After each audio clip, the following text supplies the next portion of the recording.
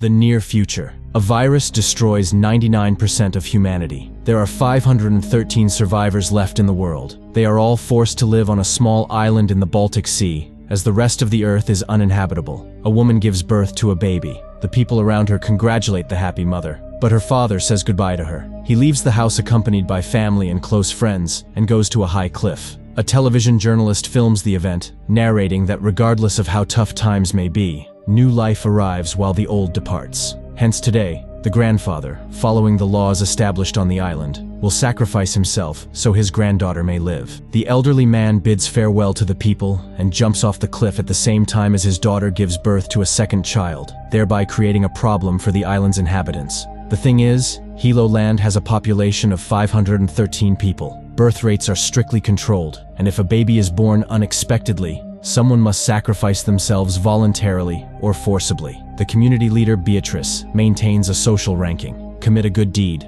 raise your rank, make a mistake, lower it. The person with number 513 is the first candidate for sacrifice. All important matters are decided by voting, creating an illusion of democracy. And so, this time, the TV reports those who are at the very bottom of the list. 513 turns out to be a friend of Beatrice's son, who tries to cheer his friend by reminding him that if he refuses to jump voluntarily, he will simply be thrown into the sea. 512 is an elderly, weak woman who is no longer of any use, and 513 is a man named Etienne who has wronged the community. Later, everyone goes about their business. Dr. Merrick, accompanied by his son Linus, heads to the laboratory where they unsuccessfully search for a vaccine against the virus that has devastated the world. The boy is eager to go to the mainland because that's the only place where they can find the necessary resources, but his father is strictly against it. It's deadly dangerous, and the things they need are delivered by people who have adapted to life on the coast. Dr. Merrick's assistant, Judith, reminds him of the daily rounds of the island's inhabitants,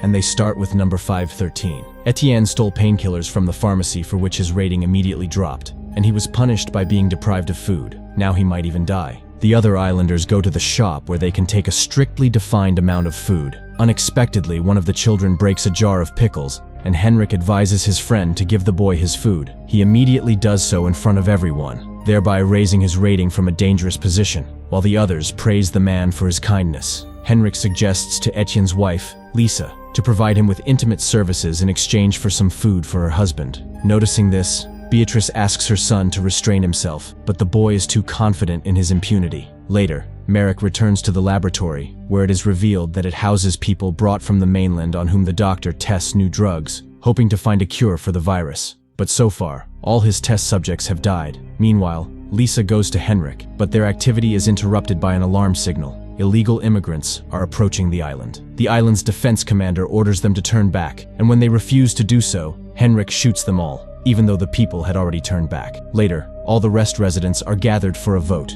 The one who shared his food with the boy moves up, and now it's time to decide who will sacrifice themselves. The people choose Etienne. Then Lisa tells about Henrik's actions. Unexpectedly, other girls confess that they too were his victims. A scandal erupts, and Beatrice can do nothing to save her son. To calm the citizens, she announces his exile from the island. In the morning, Linus announces his trip to the mainland to his father. Although Merrick is against it, the boy does not intend to stay under his wing. The doctor goes to Beatrice, but she refuses to save his son when hers is dying. The boys get into the boat. Only Henrik is without a protective suit. On the way, one of the militants, Heinz, reminds everyone that the mainland is very dangerous, and if one falls behind the group, they might even be eaten. On the island, a water supply malfunction alarm goes off. Beatrice learns that their engineer frequently goes missing and orders him to be followed. One of the staff finds a radio transmitter, which is strictly forbidden on the island. Meanwhile, the boat from the island reaches Herg. Henrik tries to refuse to go ashore, but Heinz beats him and throws him onto the dock. At the same time, the engineer asks Beatrice to allow his wife onto the island, and she promises to think about it. The commander leaves Linus in the boat and leads the others to a meeting with the count who controls this part of the city. The exchange begins. The people from the island supply the count with produce grown in greenhouses,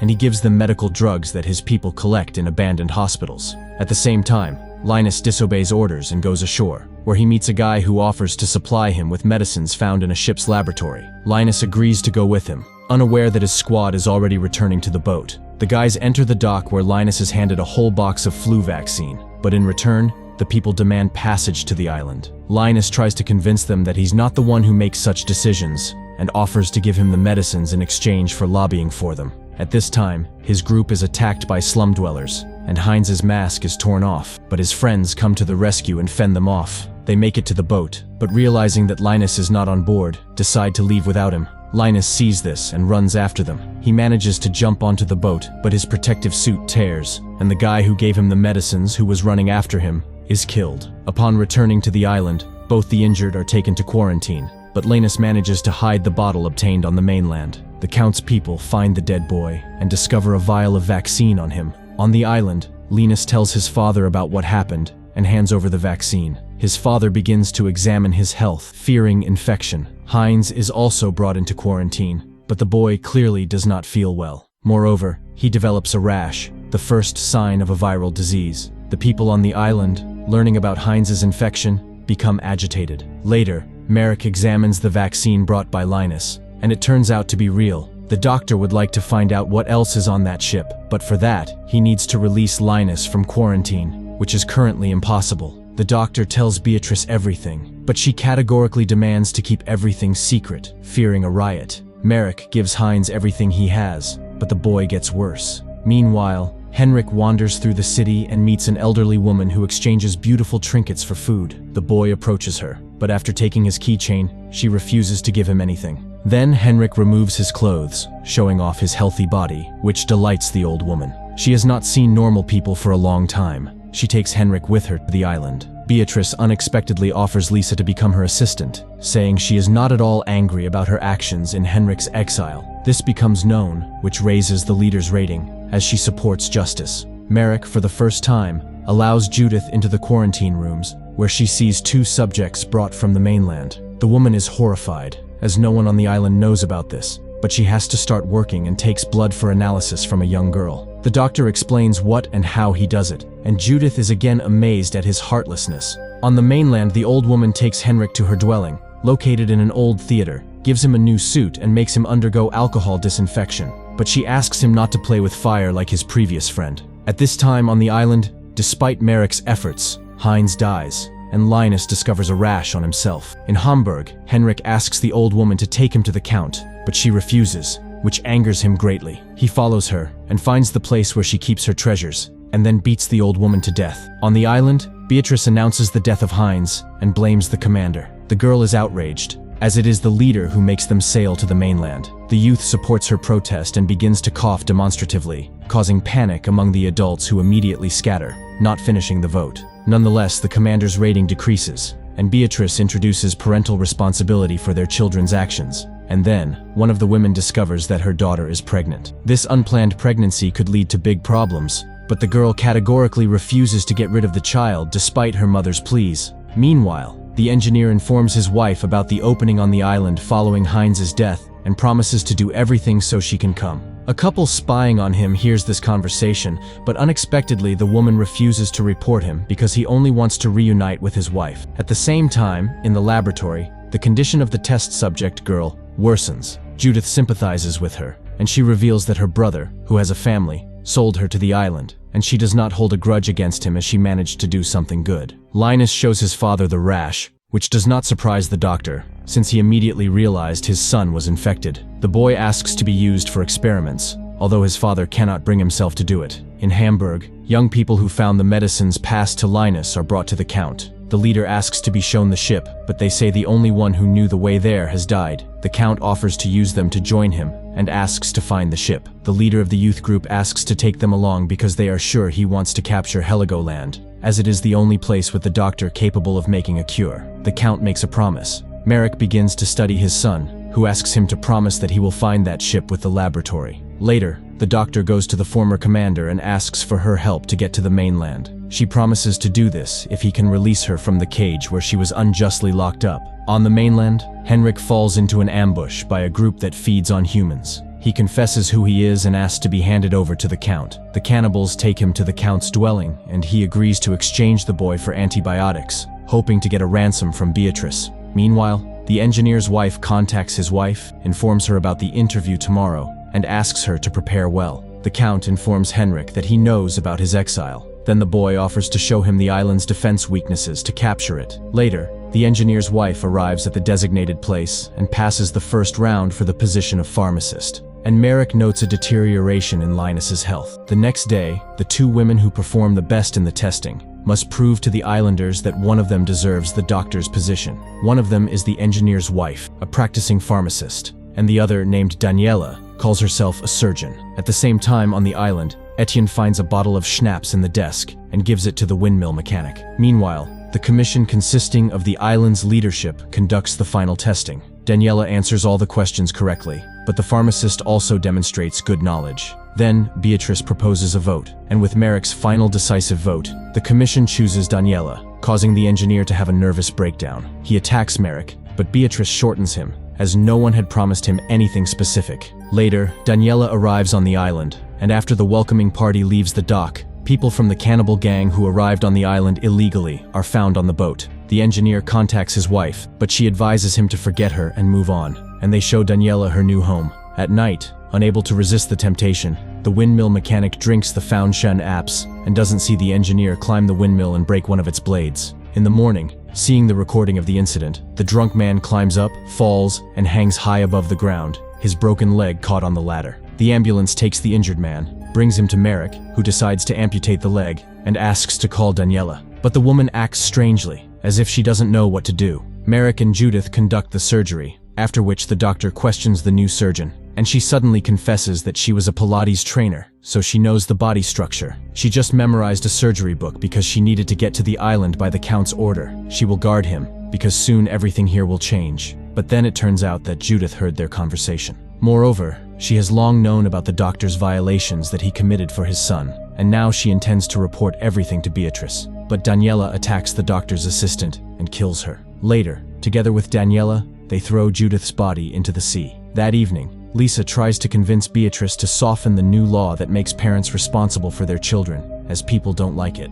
But the boss quickly puts the assistant in her place. Everything will be as she decides, and she inquires about Judith's whereabouts, but no one has seen the woman. Then Beatrice calls Merrick, but he also says he doesn't know where his assistant is. In the evening, the island police arrest the engineer. Linus's condition worsens, and Merrick resuscitates him, performing intubation. However, the boy is very weak, and the father cries over his body. However, he is called to a girl who has lost her child, and it becomes clear that her mother and the island's healer Laura are involved. At this time, Beatrice visits the mechanic who lost his leg, and tries to find out if Judith was at his surgery, but the man remembers nothing but pain. Beatrice accuses him of drunkenness, and promises to expel him from the island. Then she inspects the clinic room, and finds a knocked-out tooth behind the baseboard. After that, she comes to Merrick and accuses him of murdering Judith. The doctor confesses to it, but states he would have preferred to kill her. Beatrice decides to pin everything on the engineer, as he can no longer be trusted. They barely manage to repair the turbine he broke, so he will be responsible for Judith's murder as well. The doctor tries to object,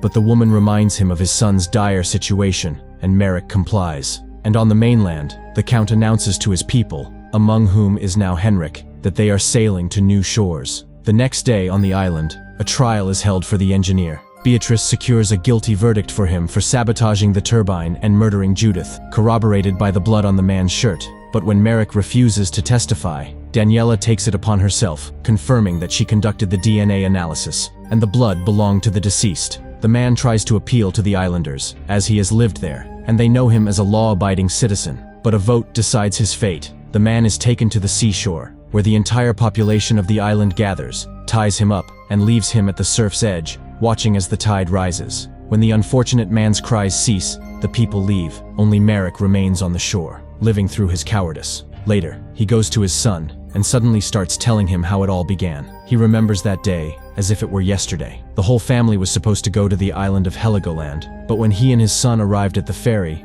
it turned out that his wife and mother, Tessa, was delayed in her laboratory. The woman was an epidemiologist and was trying to find an antiviral for a new disease that was destroying the world. She calls her husband and tells him she will come tomorrow, as the institute has good security, and she is safe. Merrick and Linus reach the island and go to the store, where a crowd wanting to buy groceries gathers at the door, but the store owner doesn't let people in. There's practically nothing left, and the delivery from the mainland will only be tomorrow. Nonetheless, the doctor manages to sneak inside, where he meets Beatrice working as a senior salesperson. She helps the doctor choose groceries for his son, and noticing the commotion at the entrance, calms the crowd by promising big discounts. The next morning, The people leave, promising to come back in the morning, and the store owner insults Beatrice for unilaterally deciding what to do with his property. The man berates her, not noticing the silent approval of the store employees to the woman's actions. Later, Beatrice addresses her colleagues, reminding them that they will have to survive on their own, and no boss will help them, so they need to take matters into their own hands. Meanwhile, the community leader asked Merrick to help him check everyone on the island for their health. He intends to cut off communication with the mainland to save the people from infection, and wants Merrick to take the place of the doctor who fled. The man contacts his wife, but Tessa can't come because she hasn't finished her analysis yet. In the morning, Merrick goes to Laura, who was then working as a doctor's assistant, and she shows him the new clinic. The next day, Beatrice tidies up the store, and the arriving director sees that the windows are taped up and the doors fortified. The woman explains that they need protection, and they're not going to wait to be attacked over cans of food. The man loses his temper, but Beatrice skillfully diffuses the conflict. Soon, customers arrive, but they are not allowed inside. One of the salespeople meets them at the doorstep and offers to pass a list of the products they need, promising to gather everything and hand it over to them. People are outraged. One of the men tries to break inside, but Beatrice skillfully calms him down and declares that the salespeople are armed and they will not tolerate any more disorder. Seeing silhouettes with weapons behind her,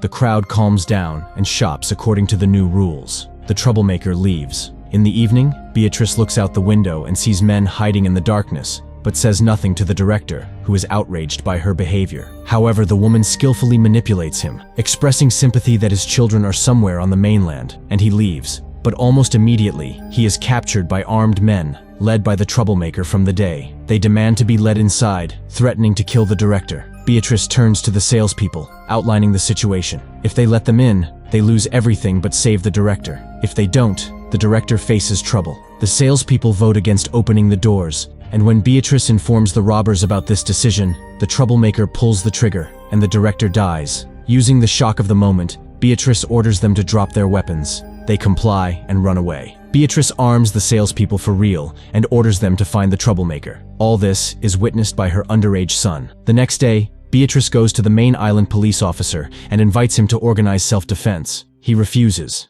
and then Beatrice shows him the bound troublemaker lying in her trunk. This is the disorder waiting for the island if they don't take power into their own hands. Later, Merrick comes to Beatrice as she has gathered medicines in the store because the pharmacy has been robbed several times, and she confidently promises him protection. Worried, the doctor turns to the community leader, concerned about Beatrice's overly militant behavior, and he gathers people for a meeting. But Beatrice mocks his intentions to manage without violence. She orders the director's killer to be brought in and tells about his crime. The woman skillfully manipulates opinion and heats the crowd to the point that men attack the killer and brutally beat him. The police take Beatrice's side. She asks for a vote for his execution, and people unanimously support her. The man is dragged to the surf, and as he drowns in the tide, Beatrice delivers a speech about how they need to build a new world to survive. They will become good later. Later, Merrick contacts his wife and asks her to come, as an angry crowd breaks into her institute. He tells her about what happened on the island while people convinced of the doctor's guilt kill everyone and enter her office.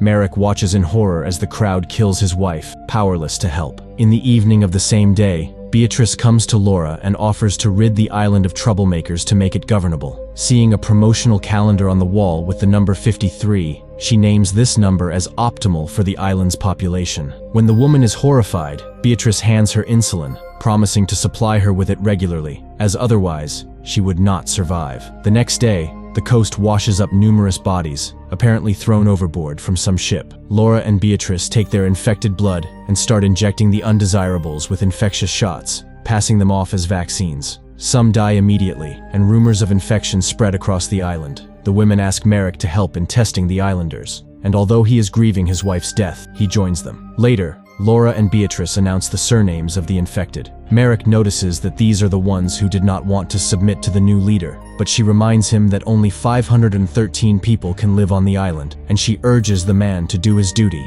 and find a vaccine. One night, all the supposedly infected are herded onto a ferry and sent into the unknown. Watching the departing ship, Beatrice reminds Merrick and Laura that the events of this day are dedicated to their salvation. Merrick swears he will find a vaccine and cure everyone, and Beatrice will answer for everything, finishing the story. The father asks his son to forgive him, but the boy asks him to leave and dies. Later, Merrick shows a recorded confession to Laura, Daniela, and the cleaning lady. He intends to publish it so the islanders know the truth, but Daniela, threatening with a weapon, takes the cassette and breaks it, reminding him that the Count is already on his way here, and soon everything will change. She asks Merrick to create a vaccine, and then suddenly confesses that she is pregnant and would never bring a child to a place where people eat each other.